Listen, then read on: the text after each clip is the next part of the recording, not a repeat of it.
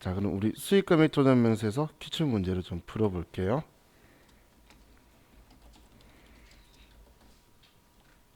자, 567페이지를 가보면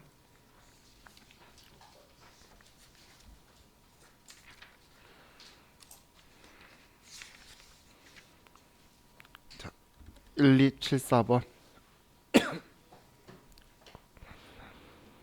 교재 567 회사는 1274.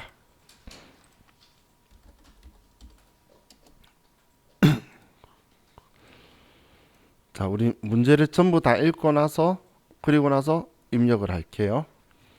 자, 이번에 다음 자료 보고 수익금액 조정 명세서 작성하고 필요한 세무 조정하시오.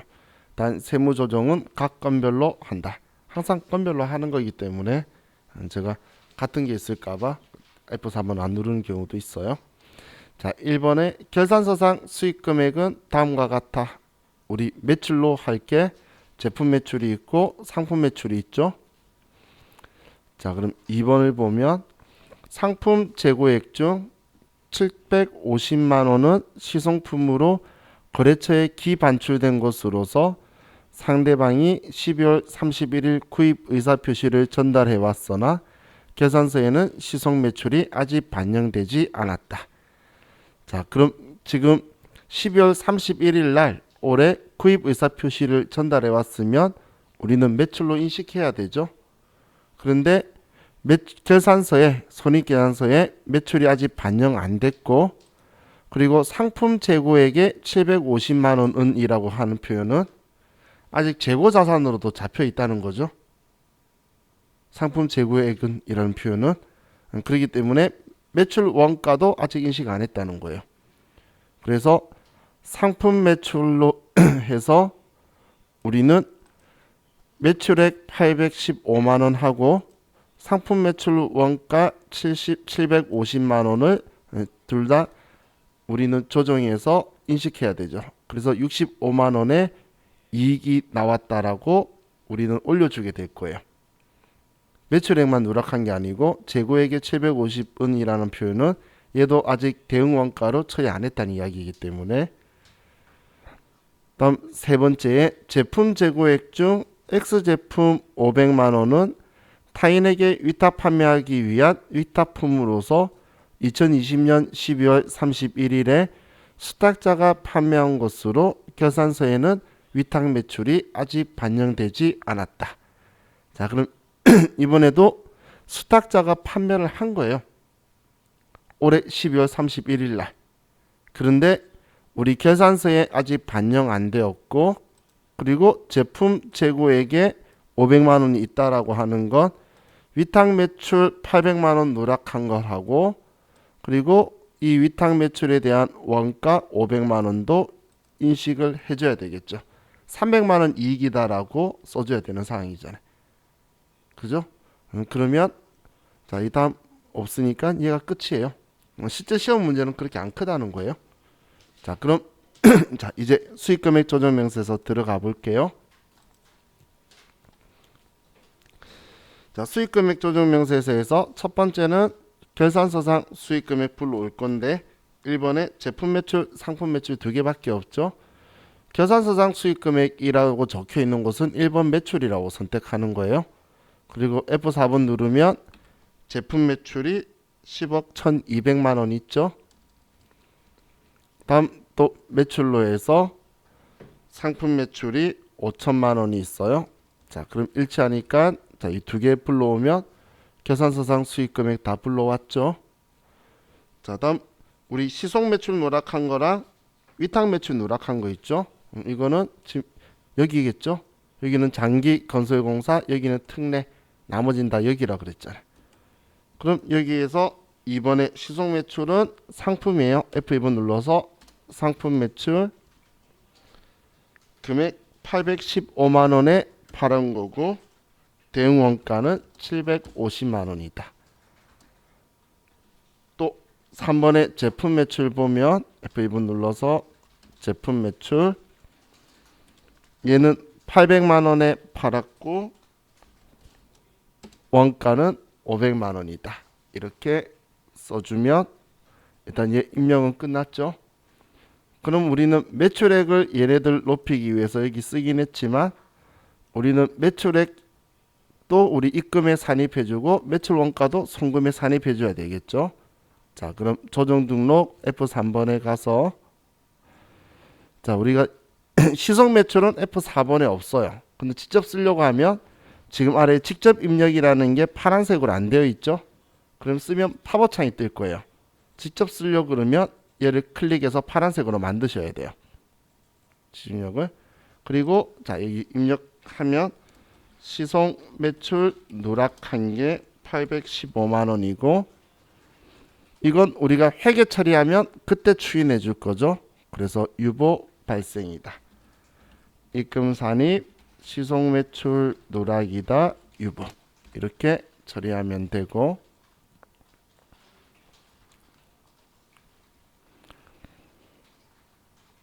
다음 차감 조정의 대응 원가. 시속 매출 원가를 누락한 거 금액 750만 원이다. 얘도 유보 발생. 매출 원가에 포함해 송금 산입 시속 매출 원가 누락 유보다.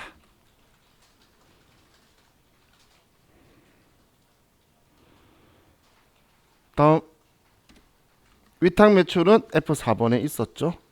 위탁 매출 원가 누락 위탁 매출 누락 800만 원 유보 발생. 위탁 매출 원가 누락 500만 원 유보 발생. 자, 이렇게 세무 조정이 끝이 나면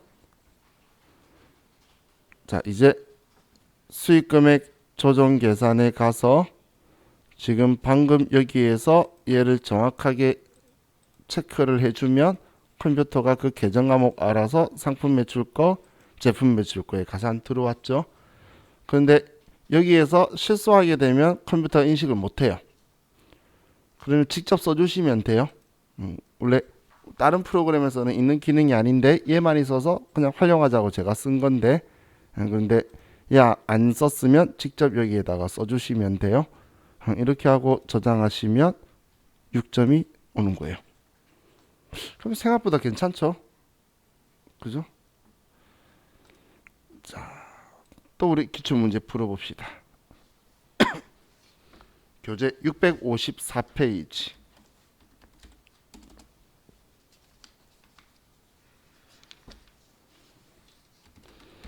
1281.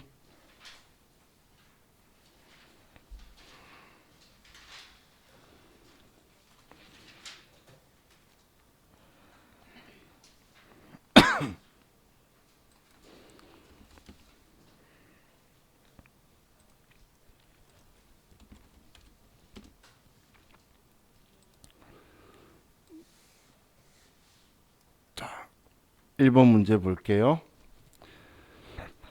다음 자료와 기장된 자료를 이용하여 수익금액 조정명세서 작성하고 필요한 세무 조정하시오. 자, 손익계산서에 일부분 적혀 있는데 자, 1번에 매출액이라고 적혀 있는 것 있죠? 여기가 계산서상 수익금액이죠. 자, 손익계산서상 매출액이라 그랬잖아. 그 계산서상 수익금액이죠. 그럼 제품 매출, 상품 매출이 20억, 18억이 있다는 거예요. 다음 영업외 수익에 이자 수익 잡이익이 있는데 이건 이 정보 가지고는 알 수 없어요. 여기 부산물 매출이 있는지 없는지 알 수 없죠. 이 정보만 가지고는 알 수 없는 거예요.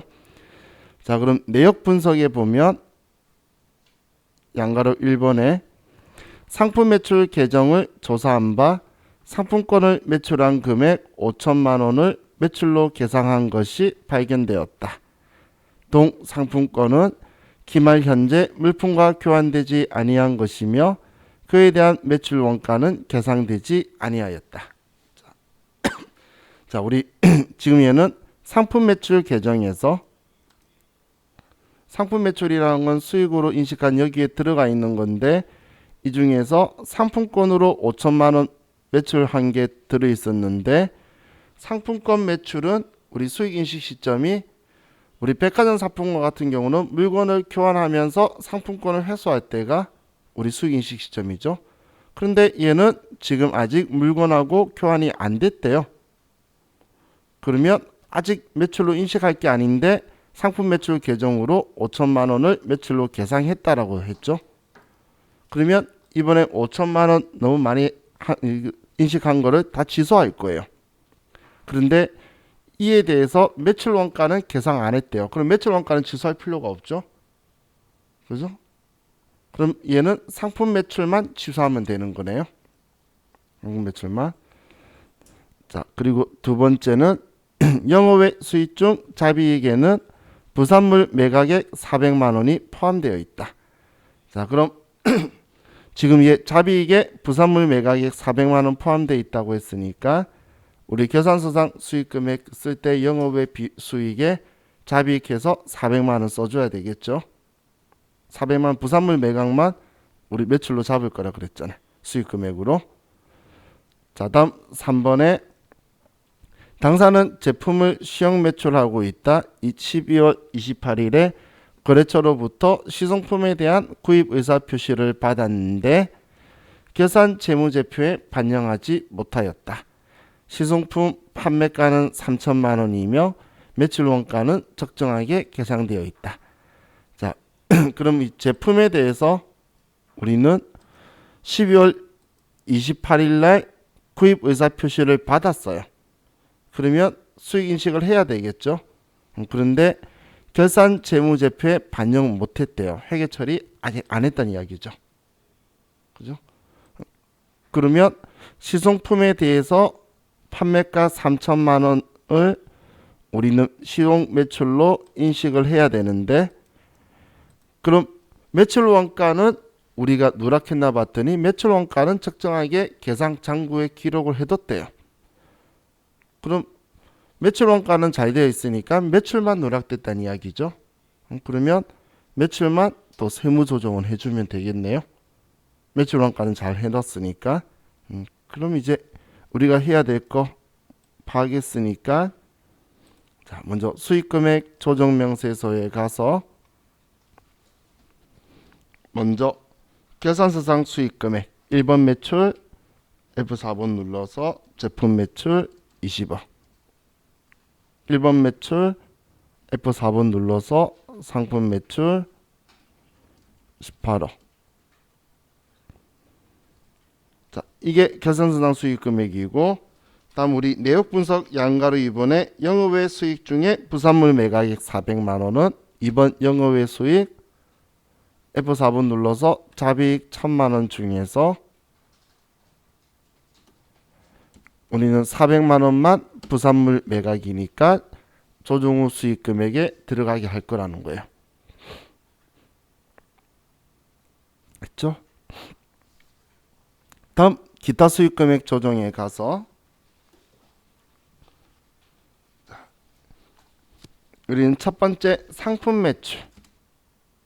상품 매출이 지금 상품권 아직 회수도 안 됐는데 물건 인도도 안 했는데 전부 다 매출이라서 다 취소할 거죠.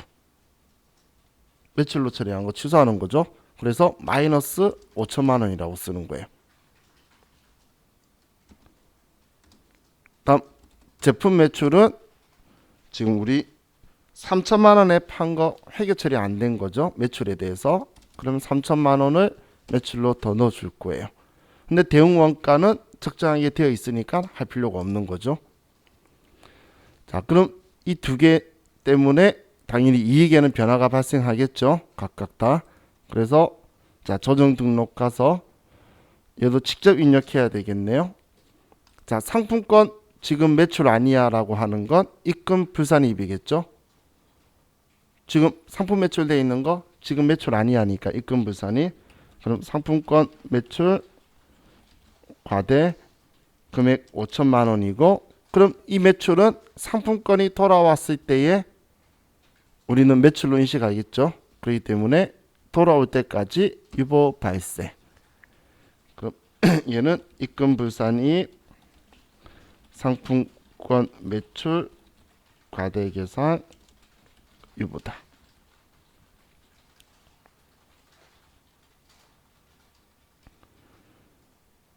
다음 또 우리 시속 매출 누락한 거 있죠? 시속 매출 누락 3천만 원.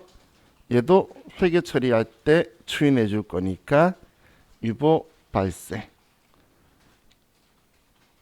얘는 입금 산입 시속 매출 누락 유보다. 이렇게 써주면 되겠네요.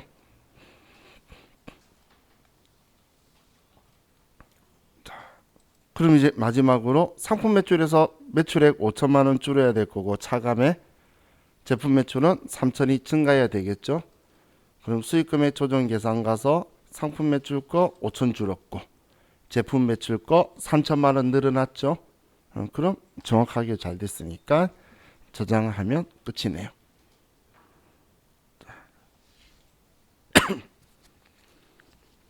또 하나 풀어봅시다.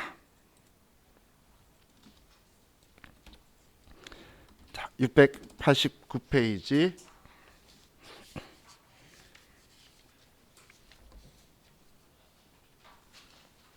회사는 1284.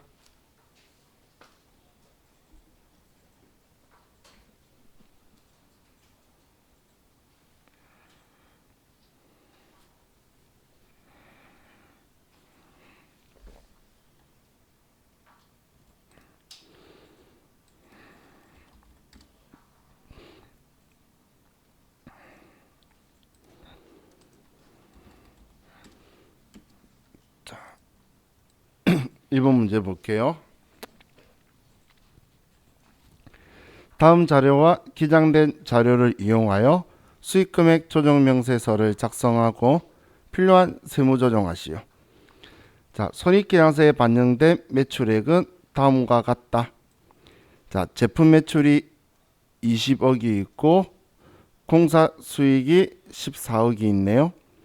영업외 수익에 이자 수익 고정자산 처분이 이거 가지고는 뭐 지금 매출하고 관련 있는지 알 수가 없죠. 자, 그럼 공사 수익은 건설업 중 건축공사업과 관련된 수익으로 그 내역은 다음과 같다. 자, 그럼 공사가 있으면 장기건설공사인지 단기건설공사인지 먼저 보는데 빌딩 신축공사는 2020년 올해 시작했는데 22년까지니까 장기건설공사죠. 또 도서관 신축공사는 19년 12월 10일인데 올해 9월 30일이니까 단기건설공사네요. 자, 그럼 지금 우리 장기건설공사는 작업 진행률에 의해서 알 거고, 자, 얘는 회사가 어떻게 처리했는지를 한번 확인해 봐야 되겠죠. 진행률로 했는지, 진행률로 했다면 또 우리가 어떻게 할 건지, 완성 기준 했다면 그대로 우리가 인정해 줄 건지, 그런 걸 봐야 되겠죠. 그럼 3번에 당사는 공사 기간이 1년 이상인 경우 작업 진행률에 의해 공사 수익을 인식하였으며 1년 미만인 경우 완성 기준에 의하여 공사 수익을 인식하였다. 그럼 지금 얘는 진행률에 의해서 한 거고 얘는 완성 기준 했죠. 그래서 금액을 보면 올해 완성됐잖아. 총 도급액이 2억인데 올해 손익계산서의 공사수익 반영을 2억을 올해 전부 다 한 거죠. 그럼 전년도에는 하나도 안 했다는 이야기잖아요. 그죠? 그럼 전체 총공사비를 그래서 지금 총공사비 완성했으니까 다 쓴 거죠. 그럼 올해 다 처리했으면 회계에서 이렇게 처리하면 우리는 수용 인정해 줄 거라 그랬잖아요. 그렇기 때문에 이거에 대해서는 특별하게 생각의 차이가 없는 거예요. 그럼 얘는 손댈 게 없겠죠. 자, 그럼 장기건설공사의 총공사비 80억 중에서 10억에 대한 공사비가 발생된 거에 대한 진행률을 계산해 봐야겠다. 그죠? 아직 모르니까 컴퓨터 해봐야지. 저도 암산 힘들어요. 8분의 1 하면. 자, 그럼 본 문제 하나요. 당사는 건설업, 제조업 운영하는 것으로 가정한다. 자, 그럼 내용은 크게 뭐 할 거는 많이 있는 건 아니네요. 자, 수익금액 조정 가서 우리 손익계산서에서는 매출액만 있고 영업외 수익은 상관없죠. 매출하고. 그럼 1번 매출에 F4번 제품 매출, 1번 매출에 F4번 공사수익금 14억. 그럼 작업 진행률에 의한 수익 금액으로 가서 얘는 빌딩 신축 공사, 도급자는 주식회사 기린이고, 도급 금액은 총 100억이죠. 그럼 해당 사업연도 말 공사비 누적액은 10억이고, 총 공사 예정비는 80억이고, 그러면 12억 5천만 원 인식해야 되는데 우리 회사는 12억만 인식을 했네요. 그럼 5천만 원만큼 우리는 매출액도 높여줘야 되고 5천만 원만큼 그럼 이익도 늘어나야 되겠죠. 자, 그럼 이익 늘어난 거 조정하러 가면, 자, 이번에 하나밖에 없기 때문에 얘는 F4번 눌러보시면 공사 미수금 과소라고 있죠. 뒤에 조정 내용 보시면 공사 진행률 차이에 의한 공사 수익금 누락액을 입금 산입하고 유보 처분한다. 지금 우리가 하려고 하는 거죠. 그죠? 진행률 때문에 공사 수익금이 누락한 거잖아. 5천만 원. 얘를 선택하고 5천만 원 쓰시면 돼요. 우리 기본 예제 때는 똑같은 사유가 두 개라서 구분하기 위해서 제가 이름을 쓴 거고, 시험 때는 이렇게 한 개만 있는 거는 얘 쓰면 돼요. 그럼 조정 쉽게 끝나잖아. 그럼 수익금액 조정 계산 가서 공사 수익금 5천만 원 들어온 거 확인하고 여기까지 들어왔으면 저장 누르시면 이번 문제도 끝나는 거예요. 그래서 자, 우리가 문제 내용을 파악하면 시간이 그렇게 오래는 안 걸리겠죠. 근데 지금 이 문제들을 봤을 때는 여러분들이 그 전부 다 읽고 문제 풀어야 된다는 느낌이 좀 덜 하실 텐데, 그런데 이제 뒤로 가면 뒤로 갈수록 전부 다 안 보고 입력하게 되면 실수나 아니면 잘못 쓰는 것들이 생겨요. 그래서 문제를 전부 다 읽고 하는 방식으로 하셔야 돼요. 자, 여기까지는 이제 수익금액 조정 명세서인데, 자, 다시 이제 우리 교재 443페이지로 가시고,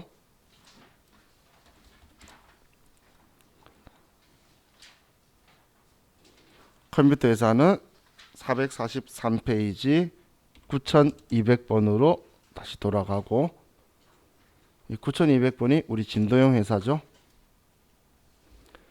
자, 그럼 자, 여기에서 자, 우리는 이번엔 조정 후 수익금액 명세서라는 게 어떤 건지 하고 좀 볼게요.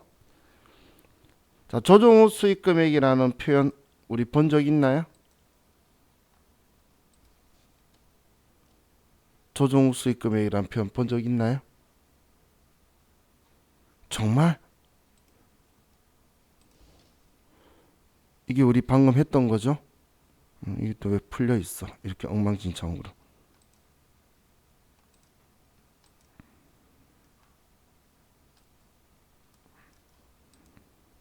그죠? 왜 이렇게 엉망진창으로 풀려 있지? 자, 잠시만요.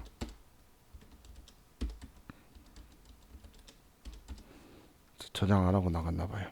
자, 그럼 우리 조정 후 수익 금액이란 말 이제 본 게 보이죠? 얘 이야기하는 거잖아. 그럼 이 조정 후 수익 금액을 지금 얘 우리가 어떻게 만들었죠? 지금 우리는 자, 우리 표현대로 하면 회계상의 매출액을 우리는 법인 세법상의 매출액으로 바꿨죠? 그죠? 그러면 이제 우리가 하려고 하는 게 뭐냐면 이제 부가가치세법상의 매출액으로 만드는 거예요. 그럼 이걸 다르게 표현하면 결산서상 수입 금액을 조정 후 수익 금액으로 만들고 얘를 부가가치세 과세 표준으로 맞춰주는 작업을 할 거예요. 지금 여기에서 자 보면 지금 이 부분을 한 게 이 부분이 수입 금액 조정 명세서에서는 이 부분을 한 거고, 그러면 자 이제 지금 하려고 하는 조정 후 수익 금액 명세서에서는 이 부분을 할 거라는 거예요. 그럼 왜 이런 작업을 하냐면, 자 우리나라의 3대 세법 중에서 이 3대 세법이 법소부라고 하죠. 법인세법, 소득세법, 부가세법 중에 부가가치세가 제일 빠르게 1년치의 매출액을 말해줘요. 1월 25일이면 2021년도에 모든 매출을 내년 1월 25일이면 다 말해주거든. 그죠? 그러면 세법이 알고 있는 매출액은 얘가 신고해 준 걸 알고 있는데, 지금 이제 법인세가 들어오면서 우리 매출은 이 금액이야 라고 지금 하고 있잖아. 그럼 얘 둘이의 차이가 있겠죠? 왜 얘 둘이의 차이가 날까? 차이가 나는 이유는 부가가치세는 형식적으로 안 팔아도 팔았다고 한 게 있고, 매입세 공제받았는데 딴짓거리 하면 팔았다고 하고 있고, 그렇죠? 간주공급, 간주인들이 막 있죠. 그럼 걔네들이 과세표준 다 들어와 있는데, 법인세는 우리 실질과세 원칙이에요. 진짜 벌어야지만 세금 부과하도록 매출이라고 들어오는 거예요. 그러면 우리가 뭐 거래처에 줬어요. 직원한테 줬어요. 그렇다고 해서 이거 팔고 돈 벌었다고 세금 내라고 할까요? 그럼 말이 안 되겠죠. 부가세법은 형식을 지켜야 되기 때문에 그걸 팔았다고 해서 매출세 가지고 와라고 하지만, 소득세 쪽에서는 진짜 번 거 아니잖아. 너 돈 벌었으니까 또 가지고 와라는 행동 안 한다는 거예요. 그럼 얘들이가 차이가 날 수밖에 없겠죠, 근본적으로. 그렇기 때문에 그런 차이들을 이제 세법이 알고 있는 금액이 이 금액이니까 내가 맞춰줘야 되겠죠. 그럼 지금 나는 수익금액 조정명세서에서 이 금액으로 맞췄는데, 여기에 또 부가가치세법의 기준으로 금액을 더하고 빼고 해서 이 금액으로 맞춰줄 거예요. 그래서 이제 이번에 이 금액으로 가는 작업을 할 거다라고 보시면 돼요. 자, 그럼 자, 지금 여기까지 우리가 작업을 했으면, 그 다음은 이제 조정 후 수익금액 명세서로 가는 거예요. 자, 조정 후 수익금액 명세서로 가면, 자, 여기에 금액이 쫙 들어와 있죠. 지금 서식을 설명하려고 먼저 들어왔어요. 그럼 여기에 들어와 있는 이 금액들은 뭐냐면, 이 금액들은 우리가 앞에 작성했던 조정 후 수익 금액들 있죠. 이 금액이 금액 큰 순서대로 그냥 적혀 있는 거예요. 이 금액들이 금액이 큰 순서로 그냥 순서대로 적혀 있는 거예요. 그러면 우리가 제일 먼저 할 거는 이 금액들이 어떤 경비율, 제조업이다, 아니면 공사수익금이다, 부동산 임대다, 상품 매출에 대한 뭐 어떤 업종이다에 따른 우리 표준 코드 번호들이 있어요. 그 번호에 우리 회사의 업태 종목별로 맞추면서, 자, 부산물은 경비율 번호 표준 소득률 코드가 있을까요? 부산물이 뭐 어떤 업종이다라고 말하는 게 있나요? 없죠. 부산물은 제조업에서 물건 만들거나 아니면 공사하는 건설업에서 그냥 공사할 때에 부산물이 발생할 거예요. 그러면 그쪽으로 같이 맞춰주는 작업을 하고, 그리고 이 매출이 내수 판매, 우리나라에 팔아가지고 생긴 매출이냐, 아니면 수출한 거냐, 이걸 여기서 구분해 줄 거예요. 내수 판매는 우리나라 생산품을 우리나라에 팔았냐, 수입품을 우리나라에 판 매출이냐, 아니면 수출해서 우리의 매출이 된 거냐, 그걸 여기에서 정리만 해주면 끝이에요. 여기는 수익금의 매출액 명세서 업종별로, 그리고 이제 오른쪽이 과세표준, 부가가치세법의 과세표준하고 법인세법의 수익금액하고 이 둘이의 차익을 검토하는 거예요. 그럼 이 서식으로 가면, 자, 우리 부가가치세법에서 우리는 일반 10%든 0%들. 근데 이 과세 표준에 안 들어와 있는 면세도 우리는 법인세법은 과세품이든 면세품이든 팔면 다 들어올 거죠. 다 우리 매출이잖아. 돈 번 거죠. 그렇기 때문에 이 조정 후 수익 금액에 면세 매출도 들어와 있으니까 면세 수익 금액까지 더한 금액 있죠. 그러면 지금 이 서식은 여기 있는 이 합계가 부가가치세법상 과세 표준인 거예요. 이 과세 표준하고 지금 우리 법인세 그 수익 금액 조정 명세서 하면서 만든 조정 후 수익 금액하고 차이가 발생했죠. 그럼 이 차이가 지금 2억 7,055만 원이나 나는데 이 차이의 원인이 뭔지를 아래 이제 수익 금액과의 차익 내역을 여기에 써주는 거예요. 그럼 지금 우리는 여러분들이 꼭 기준점 잡아야 되는 게 얘를 이렇게 만드는 거예요. 조정 후 수익 금액을 방금 만들고 왔죠.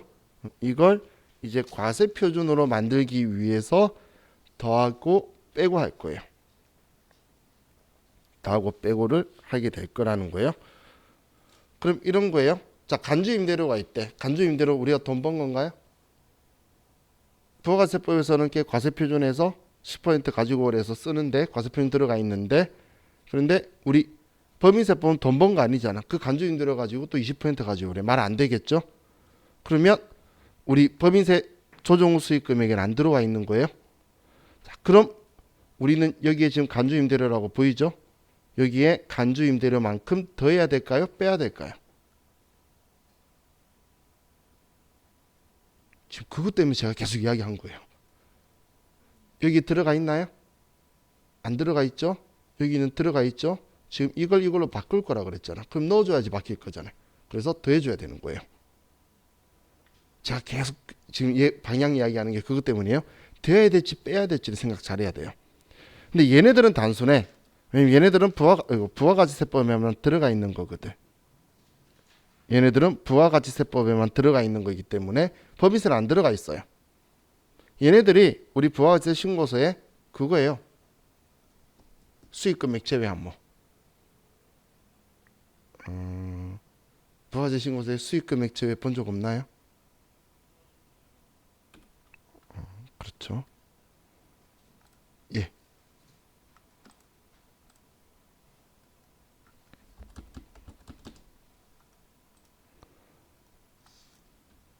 예. 이걸 이야기하는 거예요. 이게 법인세법상 서식이거든.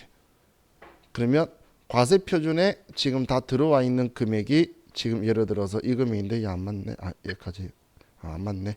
근데 지금 얘가 이 금액하고 일치해야 되는데, 근데 얘하고 안 맞는 게 수익 금액 제외 때문이다. 이렇게 식으로 보여주는 서식이에요.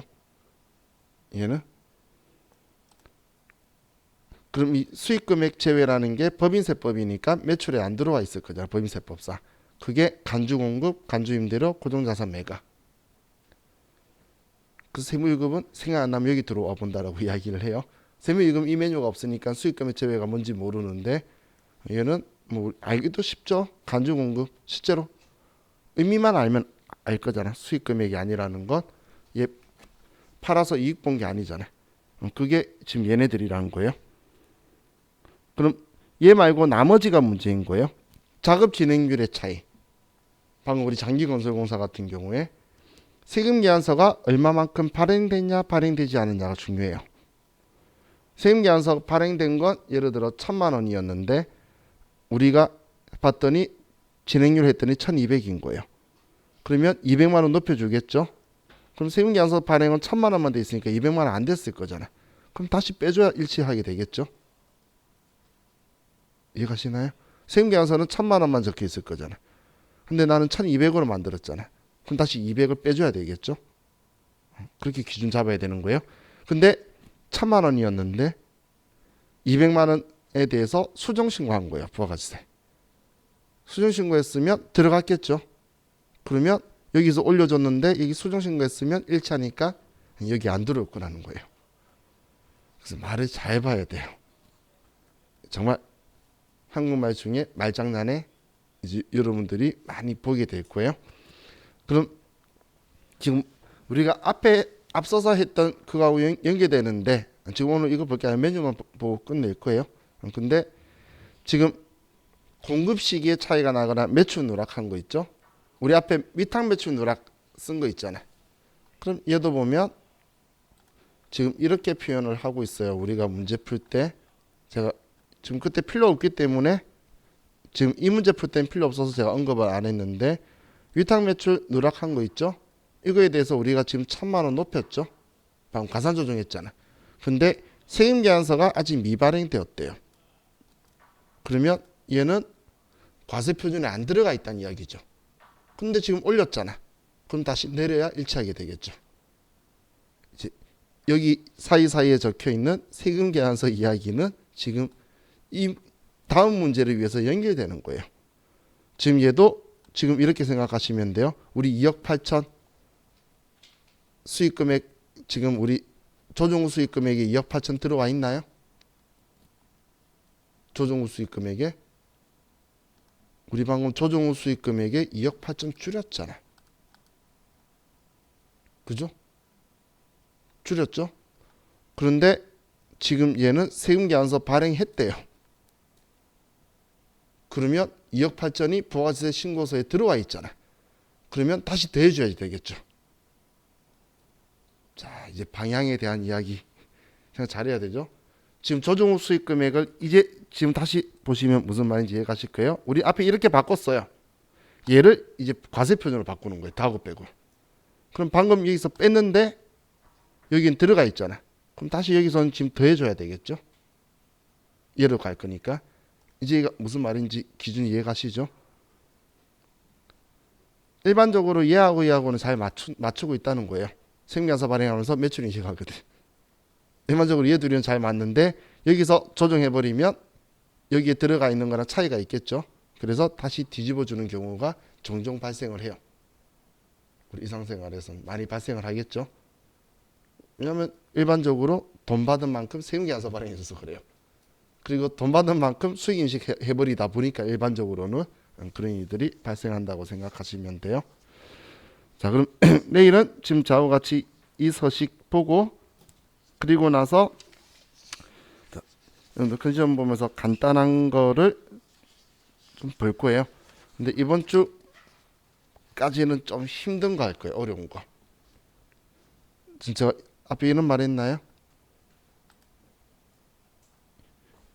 많은 사람들이 제일 어려워하는 게 여기예요.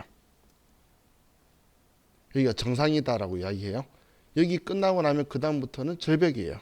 쉬운 게 갑자기 절벽으로 떨어져서 저와 같이 내일은 지금 얘네들 보고 그리고 얘 볼 수 있으면 볼 건데 그 다음 날은 이제 얘 하면서 얘 넘어갈 거예요. 근데 이때까지가 진짜 어려워요. 그러니까 많이 어렵대. 제가 어렵다고 말하는 건 조금 그런데 많은 사람들이 싫대요. 시험 때 안 나왔으면 하는 거 1등이에요. 근데 그 다음부터는 쉬워서 하루에 2-3개가 아니고 3-4개씩 나갈 만큼 쉬워져요. 제가 설명할 게 없어. 그리고 보고 우리가 알고 있는 그냥 외화환산 이익 이야기하고 있고 그런 것들이 많기 때문에 그래서 이번 주만 좀 잘 참고 그리고 이번 주말에 여러분들이 잘 보고 오셔야 돼요. 그 다음 주부터는 쉽다 그랬죠? 쉬운 대신에 그에 따른 효과가 서식수가 많이 나가요. 쉽기 때문에 서식수가 많이 나가면 이제 왜냐면 지금 이 서식들 전부 다 하는데 우리 시험에는 5문제밖에 안 나와요. 근데 지금 오늘 수익금액 조정명세서 내일 조정후 수익금액 명세서 여기에서 시험에 한 문제가 잘 나와요. 그럼 한 문제 빼면 나머지 4문제잖아. 그죠? 거기다가 또 여기에서 한 문제가 잘 나오기 때문에 그러면 얘네들에서 3문제가 나온다는 거예요. 그럼 참 확률이 애매하죠. 근데 더 웃긴 건 일반적으로 얘 둘 중에 한 문제가 나와요. 나중에 문제 같이 풀면서 개수를 보면 얘 둘 중 또 하나가 나와요. 싫어하거든 사람들이. 그러는 순간 얘 두 개 가지고 다른 애들이죠. 그럼 제가 물량으로 나갈 수밖에 없겠죠. 그런데 그렇게 어렵진 않아요. 대신 여러분들이 이제 계속 반복하면서 안 까먹어야 돼. 제가 포인트만 알려드리고 이제 작성하면 여러분도 포인트 인지할 때는 엄청 쉬워. 근데 포인트를 까먹는 순간 어떻게 해야지 하고 아무 작업 못하고 가만히 서 있으니까 우리 다음 주까지만 기억하시면 돼요. 아시겠죠?